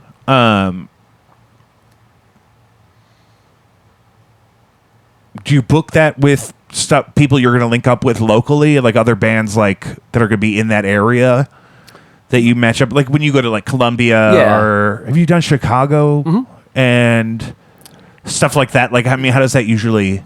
Yeah, we just find a couple locals. How do you shop for those though? You're talking like the actual mechanics of it all? Well, just how do you like kind of select for like genre and stuff? Or, I mean, I think the shows are pretty rock shows. Like, there's an energy, I think, to an MFB show that translates best to like rock, indie rock, basement show not type. metal, really. No. So short of that. Maybe we could hang with some like punk stuff. Not mellow things usually, because I'm not looking to like, ruin anybody else's situation. I had to do that. I got put opening for a spot at, what was that little place? San Lou? Yeah. And the headliner was like a guy with an acoustic guitar, and his wife played the accordion, and they both sang. But I was doing my power trio thing that I do, and so that was a lot. And then they made the other guy close, and he was just like a solo singer-songwriter guy, and I don't think anybody was left. And it was a bum. I mean, it was fun. They were so sweet, but it was just like, I hate to do this to you. Oh, yeah. Yeah. And billing it as like a solo thing, can ignore that. That's just letting me know what time it is. But we're not running out of time. Okay. So I thought playing me off. No, not at all. If I'm crunched for time, I have that there for just such an occasion. I am muting that. Not a problem. Cut that. But that's my thing is, I've always enjoyed being kind of in the mix and having a lot of like really eclectic kind of stuff, but sometimes it's a mismatch in a way that's challenging. Who's playing the 19th at the Golden Record? Other bands? Or, the other night. Space Quaker and Large Spoon. That's right. That's right. And they're from here. I'm just trying to remember faces. I don't know everybody like I used to. I feel you. You know what I mean? I'm trying. So you got kid though, man. That's real tough. Getting out. Oh yeah, just like I mentioned the other night, like right. I really wanted to, because I can pop out to shows. Living here, it's not that far to a lot of this stuff. Sure. And the baby usually goes to bed at like 8. So especially if I don't have to catch like the first band, I can kind of pop out. We just got a puppy. Yeah. That has once again boosted my empathy for people with kids. And like a taste of that, you know what I mean? Like, just that it's kind of easier to not disrupt the routine and to kind of have that you want to be available every couple hours to make sure everything's cool. You get to 8 o'clock and you go, yeah, but what if I didn't? What if I just didn't do anything? I was just doing stuff all day. I've been having to do that lately. I've been having to, what if I didn't play Helldivers until 1 a.m? What if I went to bed at the first point that I got tired? I would, man, I do love video games. Yeah. I didn't know you play. You playing you're a Helldivers guy? Yeah, I haven't played Helldivers. I don't play multiplayer stuff. I get way into like one game at a time. Yeah. And for like the last year and a half, it's been Helldivers 2. And it's really the only game I play. I see. And I'm not going to get the new Grand Theft Auto because it's not going to be on PC. Not right away. Surely it will be. I don't know. Maybe. I don't know. I know they quit putting the PS5 games on PC. Yeah. And I'm not going, and maybe this is kind of what you're saying, I'm not going back to consoles. I'm not doing it. I can't do it. Can't do it? Because there's also tons of retro games that you could play even for free on your PC now that are totally still enjoyable to me. A lot of them still look far superior to the stuff we started out playing or whatever. But also it's fun to, when I was in college, I did an emulator of Zombies Ate My Neighbors, which was for the Sega Genesis. It was like aesthetically maybe one of my favorite games of all time. I just loved kind of the sense of humor and the whatever. But in the emulator, you could use you could use the cheat codes to see deeper into the game than you ever could on the Sega Genesis. My Sega Genesis still works, but it makes a terrible noise. Sure. The audio out is corrupted in some way. But yeah, that's my thing. It's like I'm not going to spend $600 on a console just to play one game. This could be $80. Then I'm going to pay however much a month or a year to connect online or whatever. Now I would. My idea of being rich is pretty measured. That would be one of the I'd love to be so rich. I guess I'll get a PS5 to play Grand Theft Auto. Yeah, but that just seems. We did insane. that once when the Nintendo Switch came out and Breath of the Wild came out. My wife and I had just gone back and beaten Ocarina of Time on the N64, and so we decided, you know what? Let's dedicate that time now together to this new game on this new system, and we really bought them together. Apparently, when that came out, they sold more copies of Breath of the Wild than Nintendo Switches that even existed yet. Yeah, I had read that. So, which is hilarious. And that's a great game. I ground that into the shit. The only thing I have left is a couple hundred Korok seeds I got to find. But you don't have to do that. You don't have to do that. I don't. That's what I'm saying. And I'm playing through right now. I'm playing through all the Batman Arkham. Those games. are great. There's a moment in the new Spider-Man where the combat looks exactly like the old Spider-Man PlayStation combat, which was like that kind of in the round back and forth thing, like the Arkham style. Those Riddler trophies, I had to tell myself, you don't need to them all. do it. You don't but have it breaks to. my heart. It fucking breaks my heart because I was playing one summer. I was playing so much Red Dead Redemption 2 that. Or no, it was the first one maybe. And I got to 98.6% completion. I had to kill one beaver and skin him and sell him, and that was it. And I went back to college and I quit playing. I didn't have time. I can't. Well, and that's I have to play. I got to play one game at a time. I can't remember controls, man. I've started. Yeah, to go back and forth is crazy. And even if you can remember all the shit, the movement is crazy. That's just what was I doing? What am I doing? What's my guy up to? Yeah, and Animal Crossing was like that. Sure. And they'll get mad at you. If I went back now to Animal, there'd be roaches all up and down my shit. They'd be so mad at me. I can't. And I'm like, what am I really going to catch all of the sharks? No. You don't have to. They're seasonal sharks. You don't have to do it. Let them be free. You got to know when to let it go. Yeah, and the problem with Animal Crossing is when you let it go, it's over. Yeah, forever. The roaches move in. I'll never go back. That was my pandemic game. Isabella's just suspended in time. Poor thing. I mean, she would be furious if I booted that up now. Right. Tom Nook's good. I'd paid off the house. He'd be like, he's fine. Yeah, that's the thing. I had kind of really figured out how to grind up the money thing in an unnatural way that really was not probably intended as the maximum play out of the game. But something about certain things you would dig up and then sell in a certain way. I fucking got in a Discord. My brother in Christ. I got in a Discord to link up with people in Animal Crossing to maximize my return on the turnip market. I was doing it. Melanie and Tiny Chef, I remember we were trading turnips. Does she still play drums at all? She mostly cooks. I mean, I remember really loving her playing drums. Yeah, I don't think in a performance capacity in a while. But Tiny Chef is killing it, man. People love it. It's great. It's really shout out to Tiny Chef STL in the Silver Ballroom. If Melanie said to me, "Oh, I'm going to play this show, but I gotta close the restaurant for a week," I would say, don't do that. You don't want to do that. For a selfish. Yeah. But if she said I can do both, I'd say, I'll do it. Well, she's not open 7 days a week. Hey, you're right. Play a show on Tuesday. What are you talking about? Yeah. Do a matinee on a Monday. Yeah. Bring back the Monday matinee.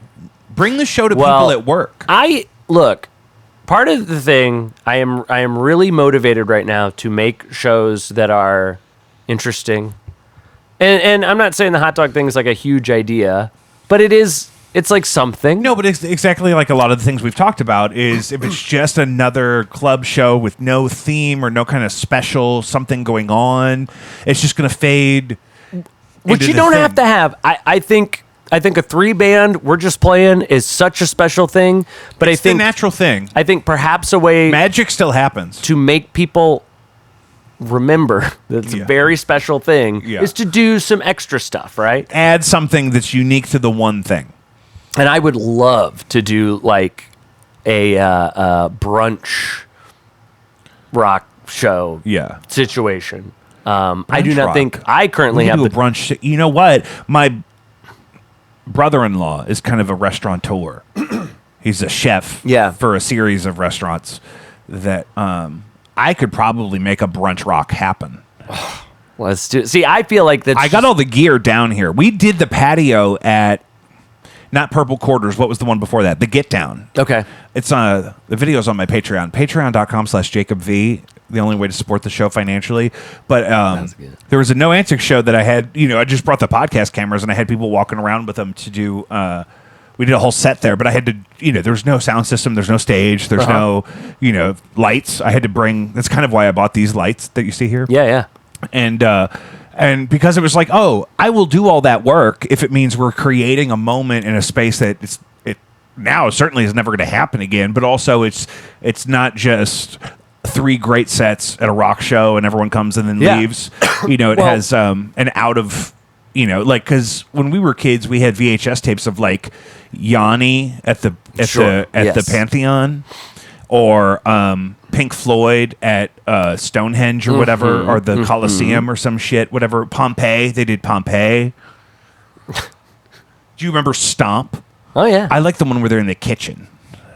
I never saw it. We used to watch it when our music teacher was hungover or absent. Right. And my favorite was when they're in the kitchen. In a real life kitchen, or kitchen set on a. No. Yeah, it's for the films. They would be like in real spaces. It wouldn't be on a stage. It wasn't like black box like the real thing, or what have you. Have you done anything at Greenfinch yet? No, it's fun. I haven't even been there. You should go to something there. I'm shooting a show and running sound for Kirkos for their autumn festival there. Okay. I really want to go to more comedy. I never go to comedy. I feel like St. Louis. It's a good venue for that too. I don't know if this is St. Louis. I guess it's that kind of thing where you're like, St. Louis drivers are crazy. And it's like, yeah, you live in St. Louis. It's the only drivers you see, idiot. What's the option? But I feel like St. Louis, the different arts are very separated. It's weird. I just Lucius's show that I was talking about was just a part of Fringe Fest. Okay. Which is like a Kranzberg thing. Yep. Very different audience. A whole series of venues I had never otherwise been in. And it was really weird. We're good. Okay. I just had a notification on my camera. Gotcha. It was just really weird to see all these like little theaters and little venues and little things that are for things I don't even normally hear about or get invited to. For sure. And it's not that far away. And I don't know why. I mean, maybe that's just the way it is, right? Maybe that's just unless you really put in a lot of effort. I get a lot of like Platypus, Heavy Anchor, Sinkhole, Sandloo, and that was a thing, was part of the thing I would get. But I've done rock shows at Bluewood, even though it was way too loud. That's why I have this acrylic shield, actually. There's an like a acrylic drum shield. Yeah. I got it for that. I wanted to do a show. My buddy was moving to Atlanta, and he's played drums with me our whole lives, really. And he's back now, and so we could do it again. But at the time, we didn't know if that was going to happen. And so a guy that was in a band, he lives in Austin now, and so he was like, "This is at my mom and dad's house. If you pick it up, you could just hold on to it." I was like, "Sweet." And this is why I keep Facebook, because once a year something like that happens. Right. It's the only reason. The clips do really great on Facebook. It's a real bummer. Yeah. What are you gonna do? What are you gonna do? It's a demon. I don't care for it. But we're talking about. I did a Radiohead tribute at 2720, which is the room that's now the Golden Record that you're playing. September 19th. Did I say 4 feet is what I'm. We're shooting for at least collectively 4 feet of dog. That's just the vision right now, and we're leaving you the artistic license to really bring it to life the way that it works for you. I don't want you to have to overcommit. I will eat it during our set. Throughout the set. I have to find a way to eat this thing during our. What do you like to have to wash that down because you want to have a little sip? I think it's going to be water. I think it's going to have to be water. It's going to be. Do you like ice in your water? Probably not for this. Probably not for. You think a little straight flat tap. Straight flat tap. Any bubbles? Are you a sparkling guy at all? Sure, of course. Chilled, sparkling, no ice. I am, that would be nice. I think this is already going to be potentially gross enough without me also belching. Yeah. Or maybe you just go all in. Maybe I should. Maybe it's just... Well, though, if you really start to get full and you're also starting to belch, you could... I'll have a bucket. I'll have a bucket. But you could heighten the danger of that in a way that's otherwise that's avoidable. True. You just need a little sip of something to wet your whistle. Right. While you choked it. Now, how are we doing the bun? This is something... One bun. It's one big bun? One regular size bun. So the dog is just going to be... In the middle. Long, and the bun is just going to be center. So you don't have to eat 4 feet of bun. No. No. And I don't know that you... That's like into a professional eater. That's getting into crazy. The way I'm thinking of it... Because how many is that? 4 feet of hot dog. That would be the equivalent of something like 8 hot dogs. I'm saying 8 hot dogs. I think 8 hot dogs. And I mean... I want it to be doable, right? And I also want the show to be good, but if the show... Now, I did but it's good. You're doing a protein-forward version of a 4-foot hot dog. It's really the wiener's 4 feet. You're hitting your macros for the day with the protein. How do you prepare for something like that? Don't know. Okay. I got to think about that. Yeah. This is another one of those things where I went, hey, wouldn't it be funny if someone ate a long hot dog, and then I just talked to Danny at the Golden Record, and I booked it, and it's happening. So I haven't thought about it. Because you got to commit it. You got to bring it to life before it turns into like something ridiculous and you lose interest. Well, and I'm sure you're familiar with this too. If I think about things too long, they get bigger and bigger, and it'll be like, well, what if I'm in a hot dog suit and I got to eat my way out? I spent 2 weeks envisioning a really great 90s country tribute thing experience, but I sat on it for too long. I didn't commit anything to it, so it turned into something that I could never afford to do. and now just saying it out loud, eating my way out of a hot dog suit sounds great, but it's okay to. There's more advice. It's okay to increment. You can do things again. You can do smooth 10 times and then do it 20 times. Yeah. You can eat a long hot dog, have that go well, then make a hot dog suit.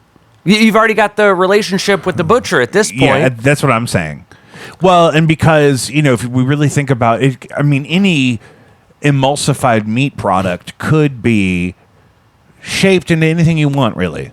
I think so. I see a guy sometimes grilling a big pyramid of bologna. There you go. And it's not slices of it's like one continuous triangle.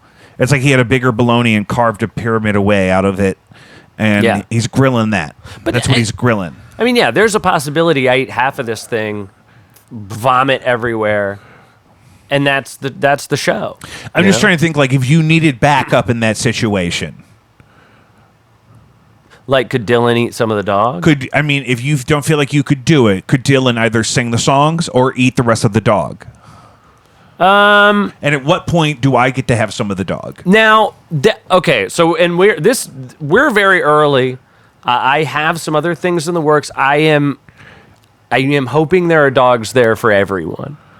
Not long dogs. I used to do that when I would have house parties. Yeah. My stepdad has this rotating hot dog roller, like rotisserie machine. Right. And so you can just leave hot dogs hot and ready to eat. And then when you get a little too drunk, you have a hot dog. You have a lovely selection of mustards and chutneys. And then you get back out there. I'm going to announce it here. There will be dogs for We're going to figure it out. Everybody got to get dogs. We're going to figure it out. If this podcast has to throw in some hot, delicious dogs to help out, I don't think that's outside of the realm of possibility, especially if absolutely anyone new signs up for patreon.com/JacobV. I'll throw in some dogs. What's that, like $5? $4 a month $4? for the regular tier. And that's executive producer tier starts at $5. I should have made it higher because my mother-in-law is our longest running executive producer, and I could get her for a lot more money. For sure. I mean, it's crazy that I let her off the hook for $5, but that's the executive producer tier. But this is what I want you to think about, is you could be participating in an infrastructure. Tickets are available for pre-sale. Oh, yeah. And the pre-sale, I believe, comes with an exclusive T-shirt. With a T-shirt. Now, when you buy the ticket, do you put in your size? Yeah. Because this is part of what sold my wife on coming to the first Smooth show with me, was we got the shirts. That had the lyrics to the song, and people always ask us about those if we have them on. People always say, what is that? Why do you have that? What are you wearing that for? Where did you get that? Why does that exist? And it's a great story. It's connected to a real life experience that we had together. It's kind of crazy to tell everyone about, but it's not crazy in a way like we were in a sex cult. We went to a fun show where a guy played the classic 1999 anthem Smooth by Santana featuring Rob Thomas 10 times in a row. And then we went back and he did it on the 20th anniversary 20 times in a row. And a guy ate eggs and puked. And that was a totally unofficial part of the show. Right. He brought that on himself, which I'm not for. But I appreciate his participation. Yes. He really wanted to be a part of it. I don't know why eggs. We have in my fridge right now hard-boiled, they're really kind of soft-boiled eggs that are then marinated in soy sauce and sesame oil and whatnot. They kind of live in like the quart container, you know, and whatever. Had a couple of those when I got off work. Jesus, hot summer day. A couple of soy eggs like that. I mean, but I wouldn't want to have to keep doing it in a hot room. He was drinking beer also. Amateur hour. I feel like that's like saying I'm going to drink this gallon of milk. I don't think you can do it. It's just not a good idea. I don't know that you can. There's other things to do. Yeah. What if you drank a little bit of milk and then did a fun dance move?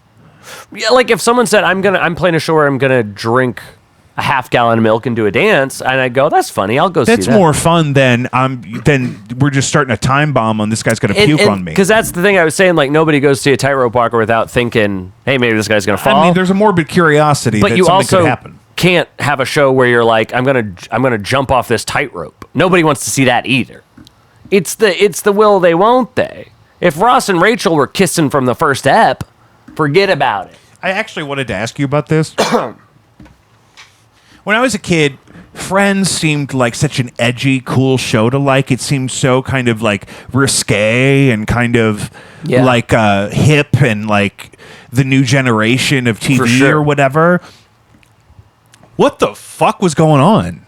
I go back. I tried to watch some of it when it came on Netflix or whatever for the first time. I'm like, what the fuck? This was like supposed to be. It's just like a different world. It was in a different timeline. I think that people. I am never really on board. Like people say Seinfeld's not funny. I think Seinfeld's very funny. Oh yeah, I went back and rewatched it with my wife because she grew up watching it. Yeah, we were Gentiles. We didn't watch too much of it. Like as a kid in my house, my parents were divorced. There wasn't like it was we all watched kind of things separately. But there is something to appreciate about when that was the top tier of comedy was like an A-list sitcom like that. Like all the funniest people available professionally were working on stuff like that. It meant more. Well, and so it's like when you go back and watch any era of The Simpsons, the jokes are way faster and way more packed in and way more elegant than you remember. Simpsons is so funny. It's worth I'll tell rewatching. I think if you've never watched The Simpsons, gotta do it. You can skip season 1 to get into it. Yeah, but season 1 is funny, and there's a ton of like classic Simpsons moments there in that first season. Yeah, you can't watch it for the first time again. Like I remember when Futurama was brand new. I watched the premiere. It was like an event, man. I remember. It was huge. It was on like after the Super Bowl or something. Yeah, and I remember it like the whole episode, like beat by beat, and because it was just the bandwidth was so much smaller, and so when stuff was good, it was like really good. But Friends does not hold up like even Seinfeld does. I would say it probably doesn't hold up, but I think there are definitely funny moments, and I think certainly, that, and memories culturally, right? Like, and there's things that these are just comedy writers getting jobs. And look, I'm not saying you have to. Every show's good because people worked on it, right? Like, there's bad shows, and there's shows that aren't funny, and there's shows that don't work. But I think Friends, I'm just gonna say it. I think Friends is pretty good. And it's of its time, but you could do a lot worse. Certainly. It's just so, and we've gone the opposite way now with the way things are like for a show like that equivalent, like culturally or whatever. Yeah. But at the time, there weren't nearly as many options, and it was fun to go through it week by week or year by year, kind of culturally, and having people you would talk about it with, or like, which one are you more like? I did that with the Spice Girls. And they're making a show, right? Like, this is network television. There's only so many channels. This has to be like palatable and funny, which is, I think things get unfairly judged. Friends is very popular because it's palatable to the most amount of people. Like Taylor Swift. Exactly like Taylor Swift. There's tons of Taylor Swift stuff that's actually really great. So then people are like, Taylor Swift's the most important thing, or the like biggest thing. So that's supposed to mean she's the best thing, but I don't even think she's good. But it's not. It's just that the most amount of people will like that. So of course it's probably not the deepest artistic thing, or the most neat. I like weird stuff, man. I don't like Taylor Swift's music, and I think that's okay. Captain Beefheart was too weird? I mean, I'm not. I've listened to Trout Mask Replica twice, and it didn't work for me. Here somewhere. We got it on vinyl. I tried. I can't do it. I'm a power pop little dork, also, but like, I think it's okay to not like things, but also like understand which is not what you're saying, but like you not liking Friends isn't some like cool. And I don't even like that thing. Like, of course you don't, because you're into like alt niche comedy, right? And that was a show designed to be palatable to a lot of people. And when the few really funny things happen on it, it's cool that those comedy writers were able to get that in there. I don't know why I'm being so like, no, man, like everything's cool. No, I'm like that too, though, because there's things that. And again, I'm not saying this is what you're saying about stuff. I'm just validating that I think you and I look at it the same way, that I've always resisted the, like, what I call the masculine urge to rank everything. For sure. I had a buddy that we would drink beer in his garage after band practice for hours. We would just try to figure out things like, what's the greatest American band? Yes. Or because I was would say, such a little prick. I would say Fleetwood Mac, but they don't count because it's transatlantic and they had so many different eras. But like, but then you can't really pick one because they're too pigeonholed into different things. Like I had to I'm a big Letterboxd head, the app where you rank or you log the films you've seen, right? I used to do it in a notes app. I'd write down every movie I saw, and then a Letterboxd. This is great. And I can't give half stars, and my stars just mean from 1 to 5, hate it, didn't like it, liked it, really liked it, loved it. And I just can't break it down more than that, because I'll get into this like, well, was Blue Velvet better than, I don't know, Polyester? Right. And it's like, well, no. I just really like both of them. Yeah. And I don't have to get into this minutia. We don't ever have to pick. You don't ever have to pick the best one of anything because they all coexist currently. What is this thing that I'm taking one Elton John song to the moon? I can only pick one? Probably Rocket Man. What are we talking about? Oh, that's great. Just thematically. That's a great point. Can we pause for just 1 second? I'm going to pee. Oh, sure. We can. Yeah. Yeah, I don't want to cut us off. We don't necessarily have to commit to doing a whole lot longer. Dude, I'm whatever you want to do. Are you okay? I'm having a great time. I am too. I'm so appreciative of your time and your tolerance of everything.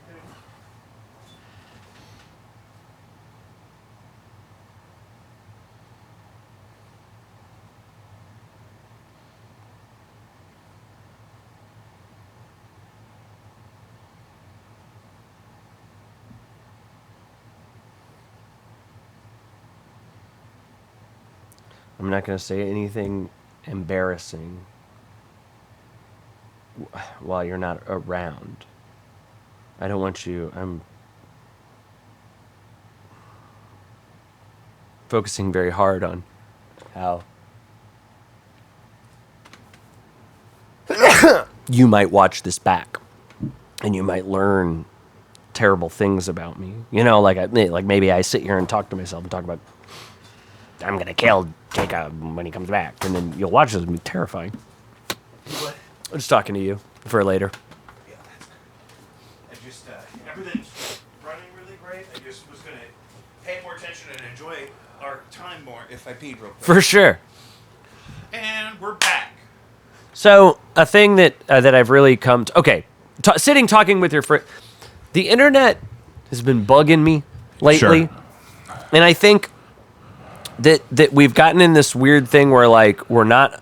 When we're on the internet, people are not understanding that they're talking to an auditorium full of people, and they talk like they're talking to a small group of their friends. Sometimes they act like they're talking to one person. I also think that mentally in our brains, something doesn't work in like comment threads. Everybody's talking to two people the guy that agrees with them about everything and the guy that disagrees. So like, if you're talking about something and someone's like, oh, I don't know about that, they're immediately all of the things and they're your enemy now. And I think like it's hard to separate faceless people, so you make them all one person. Yeah. Not intentionally, you know? No, I but see it's that simpler happening. for your brain because your brain is trying to stay aware of too many people. Like, Right. I think our natural, actually, like evolved state or whatever is probably for a smaller range of people at a Yes. time. I feel like, so when you're sitting in a garage with your buddies and being like, oh, you like that Taylor Swift song? Man, that song sucks. That's fine. That's great. You're being buds. But if I was like in an auditorium and someone's like, do you like Taylor Swift? I would be more like, oh, it's not for me. And that's a more, well, I don't know if one is more accurate or honest, but you know, we kind of are different people at different times or something about that. And the internet is goofing it all up. Well, I think it's And- totally reasonable to say, oh, well, I kind of like smaller stuff. I kind of like Sure. more niche things, or, But it's you know, just- or she was kind of after my time, or I'll say that a lot. Yeah. Like, I just think it's such an unappealing thing to be like, to such a wide audience to be such a negative. I think so too. I don't think there's a reason. I've never even liked to say that bands suck. If I've heard of a band, they probably don't suck. Dude, I'll unless talk- I've only heard of them for sucking. I will, in the van, I'm a vicious monster. Like when we're driving Yeah. back from a show Yeah. and a band we just played with. Do you feel like the van might be haunted? No, I think the Okay. van is blessed. Oh, good. Dude, when I said we found that van, me and Courtney, my beautiful, perfect lover, were driving to get her car licensed or, you know, like tagged and everything Yeah. because Registered. we're South City people and we're just like, we'll just drive the van for now. And we're driving to the DMV going like, we're looking down side streets going, looking for the van, and then I'm saying out loud, what am I doing? Why am I even, I think I'm going to find, there's a white van there. There's a white van there. Literally, that was it. That was the van. I said like, there's one there. That's it. We had a pretty, well, it wasn't a bad accident, but it had a very high, we spun out on ice and went down a big hill backwards. Is that like an E350? Yeah. There's been things that have happened with that van Not great on ice. that My could dad have had been one when we were so kids. bad Yeah. and ended up being kind of fine. It got stolen. We got it back. It was torn up, but you know. But, oh, the internet. Oh, so like you see these like best guitar player lists. Right. And Unnecessary. then you realize, though, it's not even real. It's all about generating comments, right? And and I say that like it's not even like they want to generate discussion. They want the vitriol and the like. They structured the list in a way that like 2 for most people will be number 1, and then number 1 is this person that a lot of people don't like, and everyone's just in the comments. And I'm really like, I don't like it. I'm really upset lately with internet content that has no point of view, no perspective. It's only, I just saw one today that was a picture of Zendaya in the Odyssey. Right. And it said, go woke, go broke. Right. And it's like, the Odyssey just got passed by Spider-Man. And so the person who made this post knows they're going to get the comments, yes, you go woke, you go broke. Zendaya's in both movies, you idiot. Right. Odyssey still made this much money. How is that broke? Like, they don't care if it's positive, negative, whatever, right? And They're not even thinking that far into it. They're thinking, okay, let them fight about this. And I think they are thinking, like, how can I word these things to get all 6 angles commenting at once? Right, exactly. And I think there's no value in that, and I think that it is better to really like talk about things in smaller groups, and maybe that's I think what is happening like with Discords and things like that, which I would love for them to be in physical. I'm such a little tech dork too. Like I'm not. Yeah, like a I don't have an troglodyte. aversion to the use or the even enjoyment of the technology. I wish it didn't have like this. Like it's the only thing people did now. I think it's become right. Like, but yeah, I mean, right? Like it's just engagement with no. It doesn't matter if it's positive or negative. I think it's easier to get negative engagement. So that's or what, certainly like controversial like engagement. you'll see like, stuff that was like a baking. This is an example I think I've said before somewhere. It'll be like a baking page on Facebook, and it's just like Susan's baking, and she'll be like, I made this blueberry pie, and it's as purple as the Incredible Hulk. And then every comment is like, the Hulk screen. What are you talking about? The Hulk screen. Yeah, it's like the thing with your nipple thing. It's so reactionary and Right. immediate. It's not But then- thought out long enough to even include reason. But then Susan's baking page goes, that was my biggest post ever. So now all they post is like superhero mistakes, right? Like they make it and I don't know. I feel like nothing is like this genuine. You can't do it because you can't get. Yeah. It's like cringe to be like just like actually enthusiastic about something or like Right. to say something nice about something is like boomer. I think behavior, that's guess. maybe a weird thing for me to say because a lot of my stuff is this sort of like satirical, comedic takes on things. But man, I really appreciate just like a sincere. I would love to see like a Marvel page that's just like, oh, Spider-Man was cool. Yeah. Yeah, it's not the yeah, so much of the space is like people complaining about things that people are making for people to enjoy. Right. And so it's And then there's nothing to engage with. I would because I just really don't think negative on the internet. You're talking to everybody at once, and in a place like that, I just don't think negative comments are that valuable. If you put out a song and I don't like it, it doesn't do anyone any good for me to comment on that song and say, yeah, this sucks, man. Yeah. Like you put it out already, yeah. and I don't have to like it. Like that's fine if you don't like things. Yeah, and I would agree that there's a threshold. Like if I'm paying to promote the shit out of that song and it's Sure. saturating your news feed, Yes. eventually, if you say, "Hey, I don't really like this song," or But, like, something like block that, it, but I it's guess. you could suffer in silence and you could dismiss it without saying anything. I totally agree, and that's probably what I would do. And if you're posting a demo and saying what do people think, like if you're asking specifically, but But you can give constructive criticism. You could say, Right. I really think the lyrics could be stronger. I think you could Sure. spend some more time on that. And that's really hard for a lyricist to hear. But it's Yes. also like, it's not, you can't write songs, you should die. yeah, That's more likely the answer you'll get, yes, unfortunately. right. And you'll get that when you're not asking for Right. any kind of constructive criticism. Right. I don't know how Yeah, to take this back into- unsolicited negative feedback, aggressive negative feedback. I just truly think there's no use for it. There's no benefit to it. Because again, you're in an auditorium full of people all the time.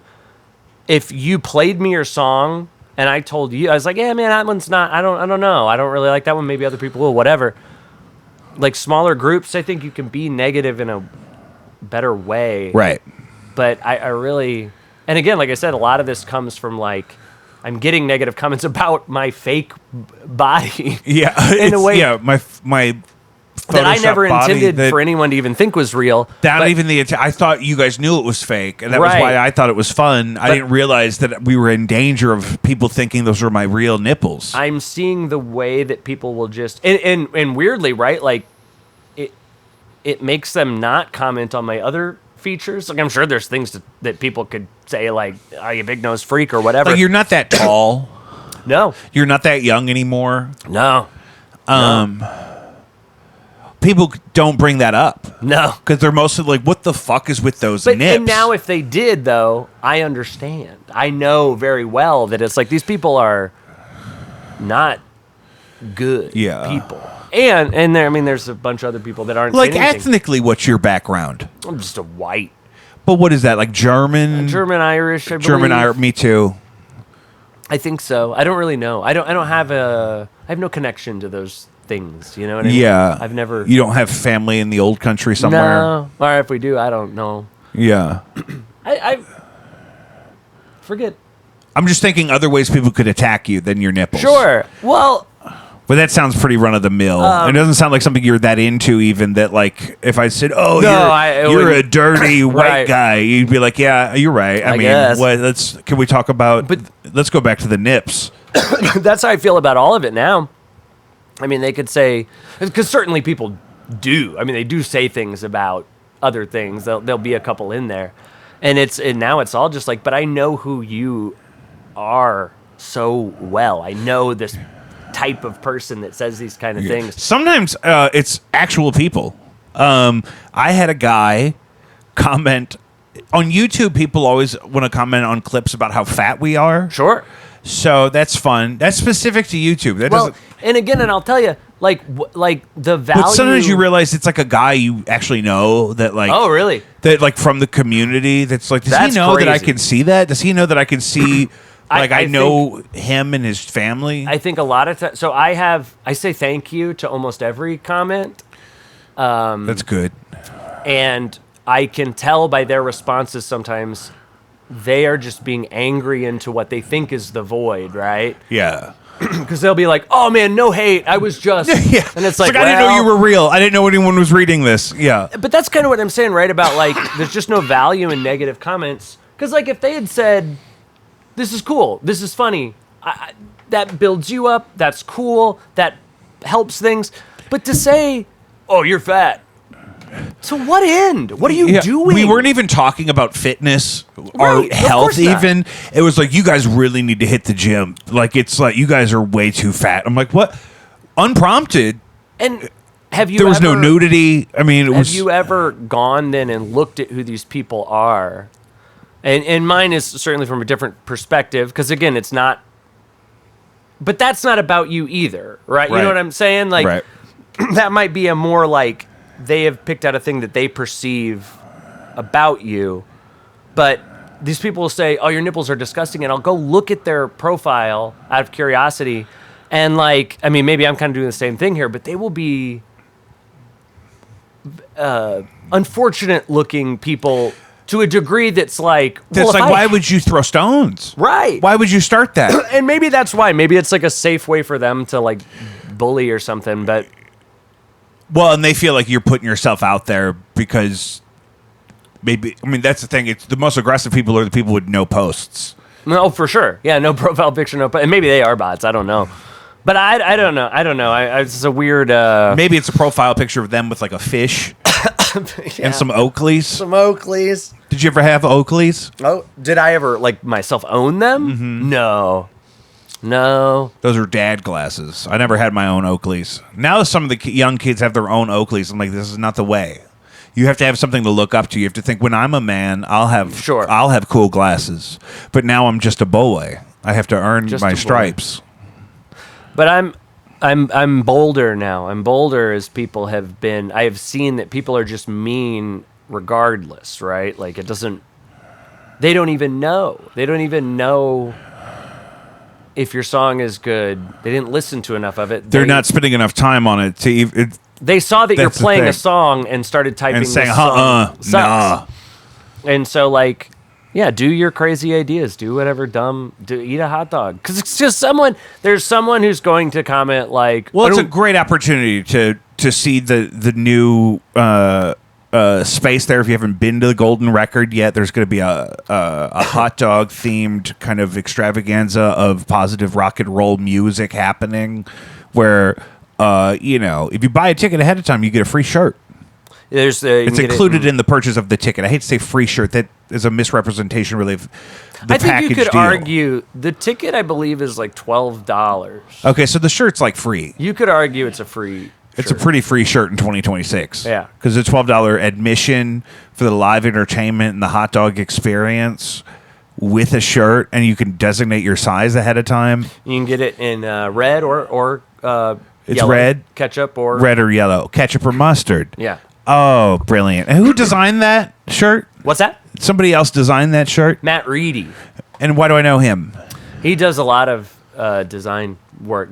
He's a very clean, like a vector illustrator guy. Yeah, that's great.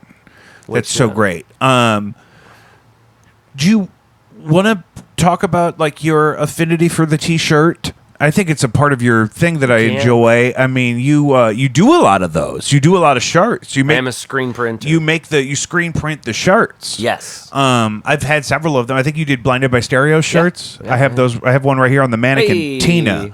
That's the limited edition blue. We did less of the blue. Okay. And we sold those out. I saw one though in somebody's booth at an antique mall. Really? Yeah. That's awesome. I was like, somebody bought this shirt at a show, and I guess it was not the right size for them or something, so they put it in their antique mall booth. That's very cool. But it was the limited edition blue. Dang. They don't know what they're... Well, they're selling an antique mall. Maybe they do know. Maybe they know what they got. I meant to get you a copy of our latest vinyl thing, our EP. I may have one for you, but if I remember. My vinyls moved recently since I had to tear out... It used to be over there, but I had to tear all this paneling out. We had a pipe that's a cast iron pipe that's a... Whatever. For sure. It was fucking hell on earth. I'll tell you that. Let me tell you that right now. But you know what's not going to be hell on earth? September 19th at the Golden Record, Matt F. Basler and Company with the Quaker Oats. Who's playing? Space Quaker. Space Quaker. And a large spoon. And large spoon. If you buy a ticket ahead of time, you get a either red or yellow exclusive to the event hot dog themed shirt. It's not the Shoney Big Boy, but it kind of invokes some of that aesthetic. Yeah. Kind of a retro kind of gentleman of the dog. 50s mascot style. Really great. A really wearable shirt. I'd probably opt for yellow in my case. That's what my pedalboard's all yellow now. Cool. You know, it's I have these. You're a pedalboard guy. Yeah. I can't do it. I'm not a gear guy. I can't. And I rely on other people. One of the first like TikToks or whatever I ever saw you post was you went up to like I think it was like a fader port, and you're like, this guy right here, this guy right here, this thing here, or maybe it was some kind of like control surface for your DAW. I don't remember exactly which one, but that's all you kept saying. It was this right here. I don't even remember this era very well. Yeah, it was early like Instagram or TikTok. That sounds good. That sounds like some... Yeah. What's it was way before the nipple stuff. Yeah. No, I've always and I think that's a good that's you know what, if I'm throwing out advice, I'll give people that too.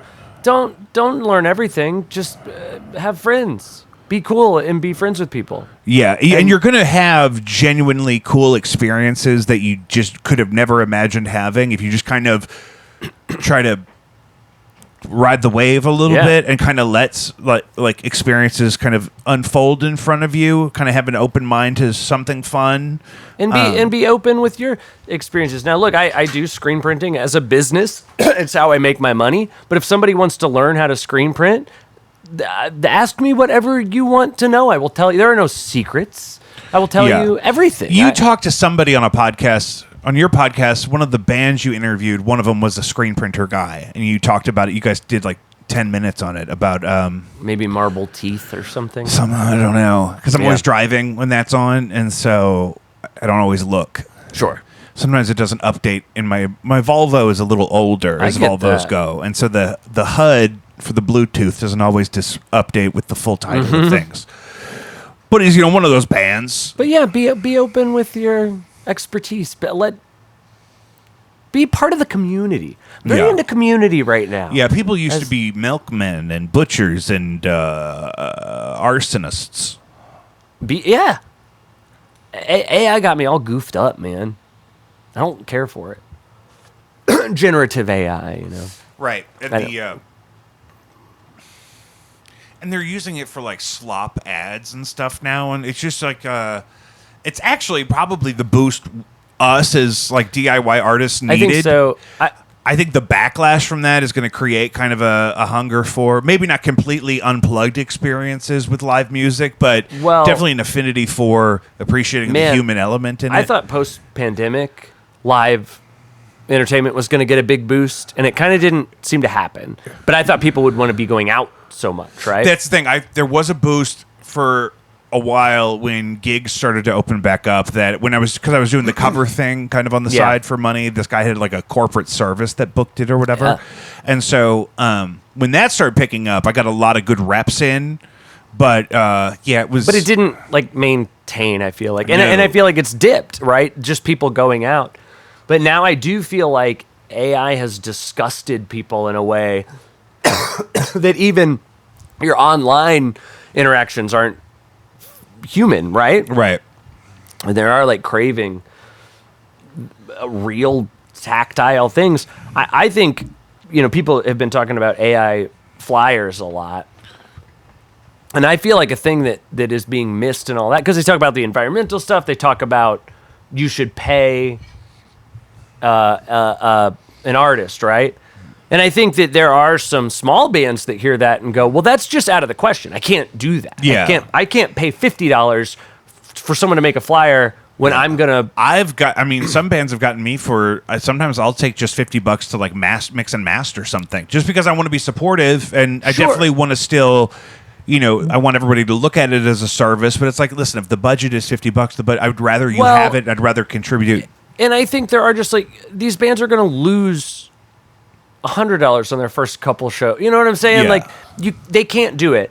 And so they kind of hear that and go, you're coming from this place of like, you can pay for these things and I can't. So blah. Yeah. They're acting like we're taking the budget from that to this, but there wasn't a budget for that. I think the thing is that your flyers are supposed to match the like, I don't know what you would call it, not size necessarily, but scale, like the level that you're at.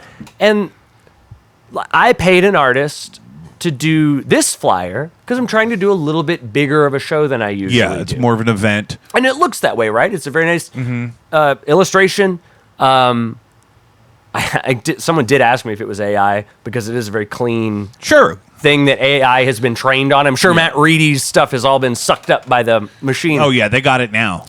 But I wanted a very specific thing. That'd be funny if you had blurred it out until the show. If it was a secret because you didn't want the AI to steal it. Yeah, right. We should have, for Hot Dog 2, we'll do, yes. Sausage Boogaloo, we're going to blur the shirt.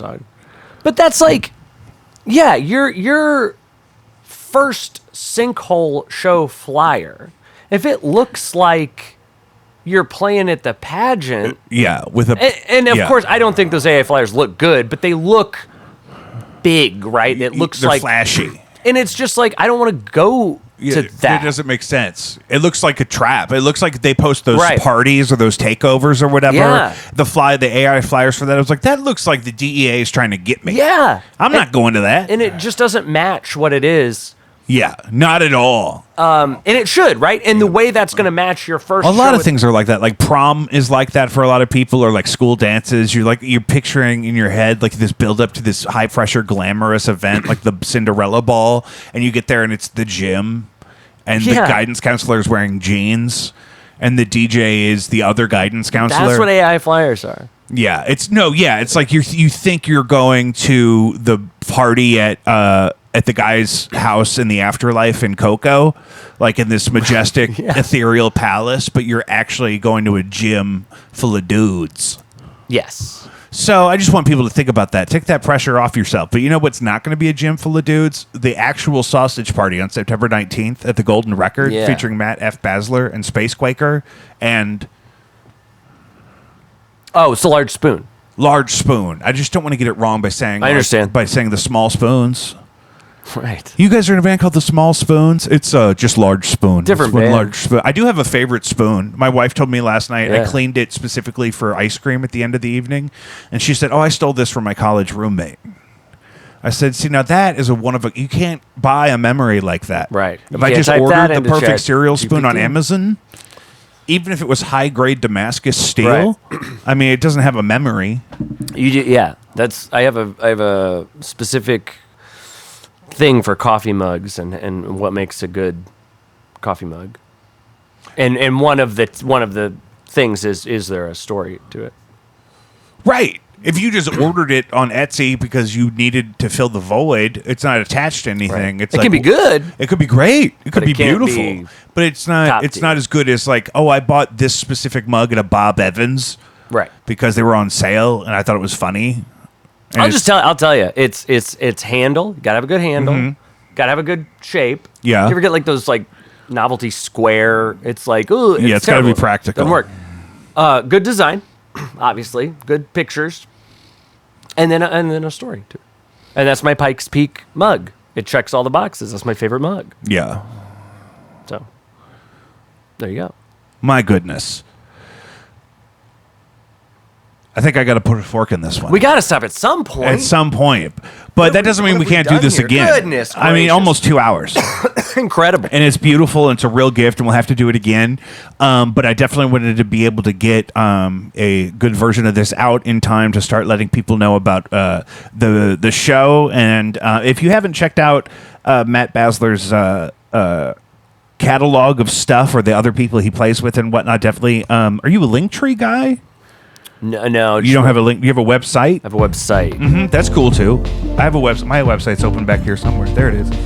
And fbasler.com. Mm-hmm. And you could follow up and visualize all this stuff. That'll be linked below. And I would definitely expect to do this again.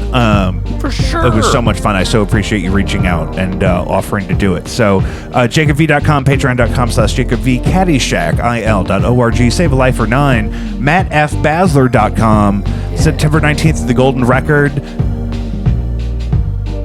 Middle Class Fashion. Or we could do a whole episode on your history with them. I remember when they first started in the Lemp, they were next door to me for a while, 1,000 years ago. I was a child. I was an infant.